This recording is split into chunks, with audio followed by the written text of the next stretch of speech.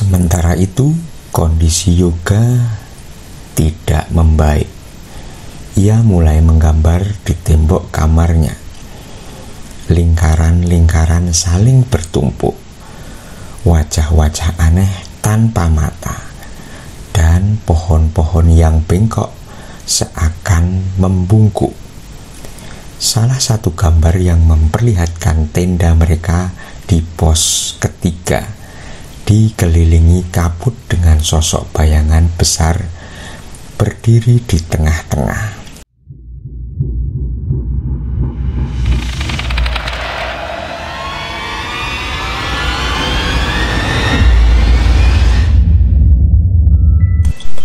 Hai Sobat Irasional dimanapun Anda berada. Kali ini kami akan menceritakan pengalaman seseorang yang mendaki sebuah gunung kemudian bersinggungan dengan area mistis. Apabila kalian juga memiliki cerita yang ingin divisualkan dan dibagikan, maka kirim di email cerita.irasional@gmail.com. Sebelum menyimak cerita ini, jangan lupa klik tombol subscribe apabila ingin berlangganan, like bila mana Anda suka, tulis komentar atau bagikan link video ini agar channel ini makin berkembang.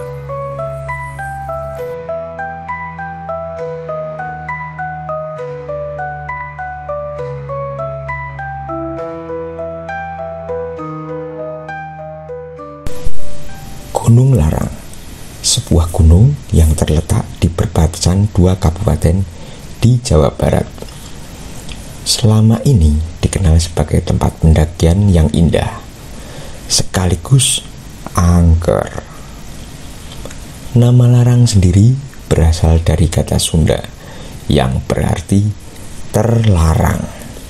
Konon gunung ini menyimpan banyak misteri, dan para pendaki senior selalu memperingatkan, jangan pernah melanjutkan pendakian jika kabut turun terlalu tebal. Cerita ini bermula dari awal bulan Juni ketika sekelompok pendaki muda dari Bandung memutuskan untuk menaklukkan Gunung Larang. Mereka berjumlah 5 orang: Rama, Sinta, Yoga, Denny, dan Wulan. Semua berusia awal 20-an, penuh semangat dan sudah memiliki pengalaman mendaki gunung-gunung lain sebelumnya.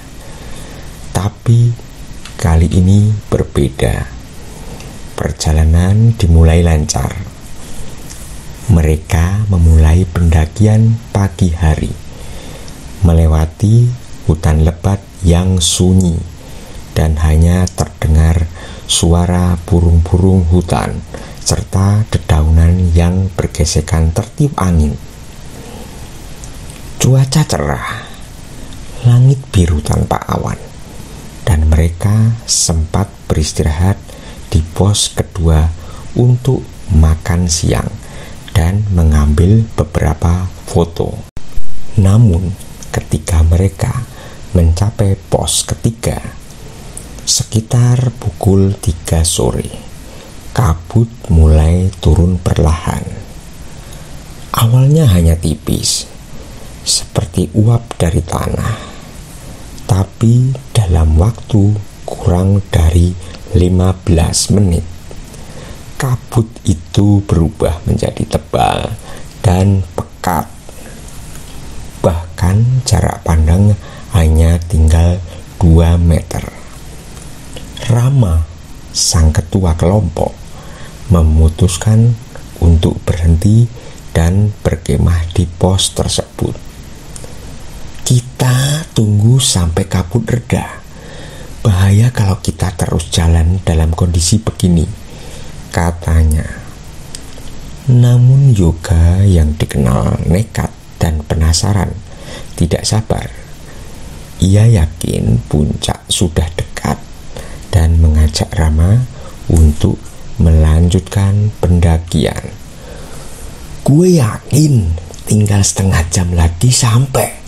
Sayang waktunya kalau kita nunggu, desaknya. Setelah diskusi singkat, Yoga akhirnya pergi sendiri.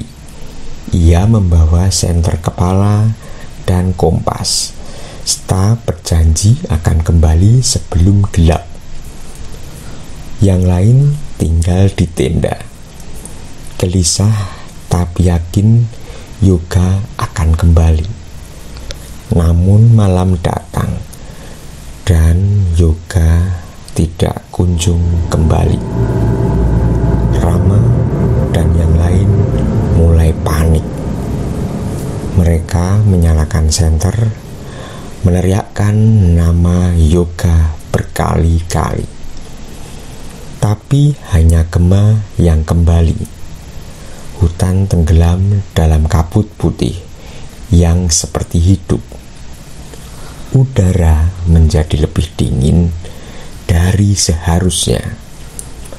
Angin mulai berhembus kencang, membawa serta suara-suara aneh yang seperti bisikan.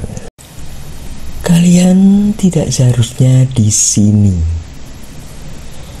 Bisikan itu samar, tapi Denny bersumpah mendengarnya. Sinta mulai menangis. Malam itu mereka tidur bergantian dalam keadaan cemas, dengan senter tetap menyala di dalam tenda. Keesokan paginya, kabut masih belum hilang. Mereka memutuskan untuk melapor pada petugas base camp dan meminta bantuan SAR. Tim pencarian datang dengan cepat dan menyisir jalur pendakian, namun tidak menemukan jejak apapun selama 2 hari pencarian. Bahkan anjing pelacak pun tidak mampu menangkap aroma jejak Yoga. Pada hari ketiga, kabut tiba-tiba menghilang menjelang sore. Saat itulah Yoga ditemukan. Ia duduk di tepi jurang, diam tanpa suara. Tatapannya kosong, pakaiannya kotor, wajahnya pucat, dan tangannya memeluk lutut dengan tubuh gemetar. Ia tidak berbicara, bahkan tidak mengenali teman-temannya. Hanya satu kalimat yang ia bisikan berulang-ulang. Dia ada di balik kabut. Dia melihatku. Dia memanggilku. Yoga dibawa turun gunung dan langsung dirawat di rumah sakit. Selama berminggu-minggu, ia mengalami trauma berat. Kadang-kadang ia menjerit di malam hari, mengatakan bahwa ia melihat wajah tanpa mata yang mengintip dari balik kabut. Tim psikolog menyatakan ia mengalami gangguan stres pasca trauma. Namun yang membuat semuanya makin aneh adalah fakta bahwa saat ditemukan, jam tangan Yoga menunjukkan waktu yang terhenti pukul 3.33 pagi hari saat ia menghilang. Temuan lain membuat bulu kuduk berdiri adalah kompas yang dibawa Yoga. Jarumnya berputar-putar liar, tidak pernah menunjukkan arah yang benar lagi. Seolah medan magnet di sekitarnya rusak oleh sesuatu yang tidak kasat mata. Dalam catatan tim SAR, lokasi Yoga ditemukan tidak pernah tercatat sebagai bagian dari jalur pendakian resmi. Bahkan secara logika, seharusnya lokasi itu tidak dapat diakses tanpa mendaki tebing curam. Wulan mulai menyelidiki latar belakang Gunung Larang. Ia mengunjungi desa terakhir sebelum jalur pendakian. Di sana ia bertemu seorang kakek bernama Kisoma yang menyatakan bahwa Gunung Larang dahulu adalah tempat pertapaan seorang petapa sakti bernama Eyang Prabu Wulung. Menurut cerita turun-temurun, Prabu Wulung menutup dirinya dari dunia setelah dikhianati muridnya sendiri. Ia menghilang dari Kabut dan dipercaya masih menjaga gunung itu. Kabut yang turun menurut Kisoma adalah tirai dunia antara. Kalau kau melihat kabut, itu bukanlah uap, itu pintu. Dan bukan semua orang bisa kembali setelah membukanya, kata Kisoma dengan nada berat. Kisoma juga menunjukkan sebuah manuskrip tua yang memuat simbol dan mantra yang dipercaya bisa membuka dan menutup kabut gaib. Wulan mengambil foto naskah itu, meskipun ia tidak sepenuhnya mengerti isinya. Sementara itu, kondisi Yoga tidak membaik. Ia mulai menggambar di tembok kamarnya. Lingkaran-lingkaran saling bertumpuk, wajah-wajah aneh tanpa mata, dan pohon-pohon yang bengkok seakan membungkuk. Salah satu gambar yang memperlihatkan tenda mereka di pos ketiga dikelilingi kabut dengan sosok bayangan besar berdiri di tengah-tengah. Puncaknya terjadi saat Yoga menghilang dari kamar rumah sakit. Ia ditemukan sehari kemudian, berjalan kaki ke arah Gunung Larang tanpa alas kaki, dengan mata menatap kosong. Ia mengatakan, "Aku harus kembali."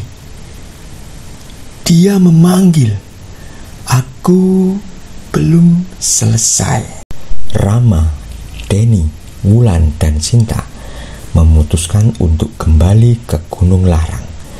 Kali ini ditemani 2 pemandu lokal dan 1 paranormal bernama Bu Sri. Mereka ingin mencari jawaban. Dalam perjalanan, kabut kembali turun di tempat yang sama. Namun kali ini, Bu Sri mulai membaca doa dan mantra dari naskah yang dibawa Wulan. Saat mereka masuk kabut, dunia berubah. Suara menjadi hampa. Jam tangan berhenti berdetak.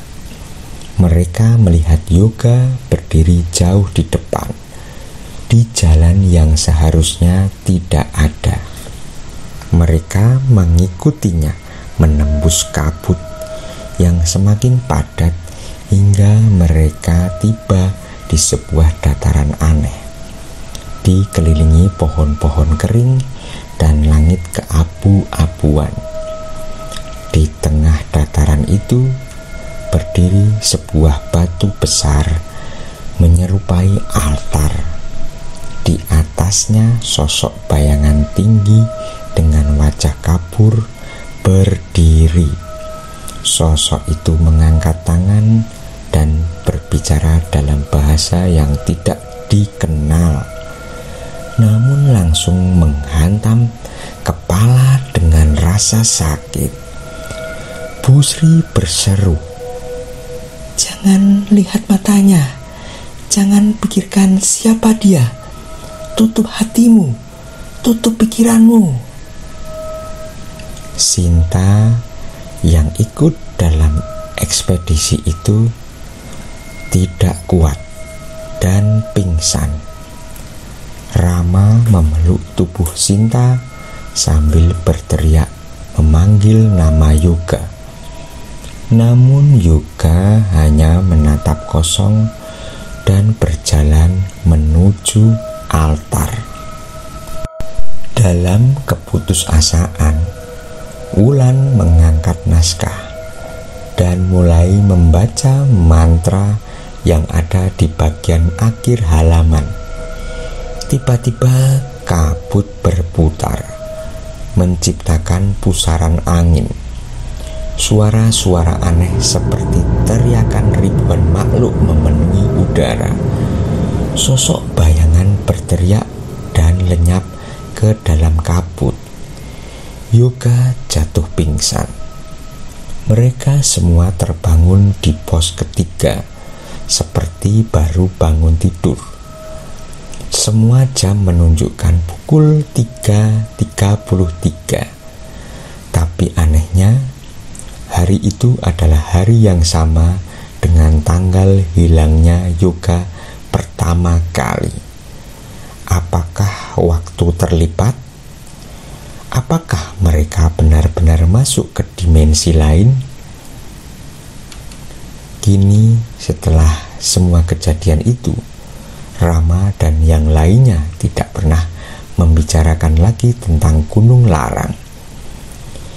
Yoga setelah beberapa bulan terapi perlahan pulih, tapi ia tidak pernah menyentuh gunung atau melihat kabut tanpa merasa tubuhnya menggigil. Yang tersisa hanyalah catatan Wulan, disimpan di dalam laci terkunci. Kabut itu bukan hanya udara, ia adalah penjaga batas. Kadang ia membuka diri untuk menunjukkan sesuatu yang tidak boleh dilihat manusia. Cerita ini merupakan fiksi. Nama, tempat, dan kejadian adalah rekaan belaka dan tidak bermaksud menyerupai kejadian yang nyata. Sampai di sini dulu cerita yang kami sampaikan. Apabila Anda memiliki pendapat lain, silahkan tulis di kolom komentar. Subscribe apabila ingin berlangganan, dan share video ini atau link video ini agar channel ini semakin berkembang. Keyakinan tanpa Anda uji, maka Anda tidak akan tahu seberapa besar keyakinan yang Anda miliki. Salam irasional.